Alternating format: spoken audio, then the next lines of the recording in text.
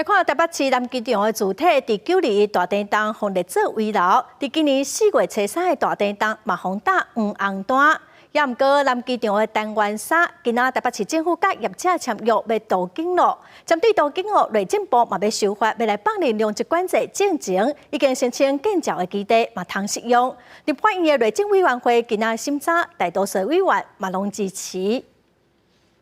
请市长为我们签署见证人。台北市长蒋万安伫合约书签名，南机场整体导经单元3就成功。业者30甲台北市自导中心签约，9日地档了后，南机场整体都被列为归楼。期间经过补强，慢慢解除红单。不过今年控诉03发展大地档了后，佫造成建物受损，伫红单、黄单转来转去，已经超过50年的南机场单元3总算有导经的希望。建筑物非常的老旧，也非常的危险。不论是年老的，或者是年轻的夫妇，他们都希望赶快都更。导经用这种例一直拢是民众关注的焦点。为赶紧921地档进行建物更新，内政部提出导经条例第65条修正草案，放任实施用这管制进行已经挂号申请建筑执照的建筑基地，仍适用用这认定，希望提悬导经的诱因。立法院内政委员会30日审查，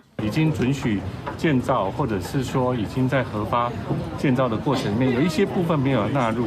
那我们希望说，在整个推动都更的过程里面呢，给予更多人更多公平的机会。那修法通过，未来导应选择较好的用权用值来算，按算全国有8216栋有希望受惠，大部分是无电梯的旧式公寓，大部分集中伫上北地区。另外，规路中间也是民众选定，不过未少的改建项小变数基地导引起，比导经的坎站较低，不过也出现温修。围绕条例并没有限制这个改建的这个基地面积，对不对？造成其实台湾可能会有很多是像饼干楼啊、竹竿楼这种状况，那都市景观也会越来越丑啊。小面积的建筑，我们当然会检讨。另外，围路条例20年60条款只剩2年外，内政部表示，在启动政策检讨加研究后续的方向，希望对继续推动导经加危险建筑物重建工作有帮助。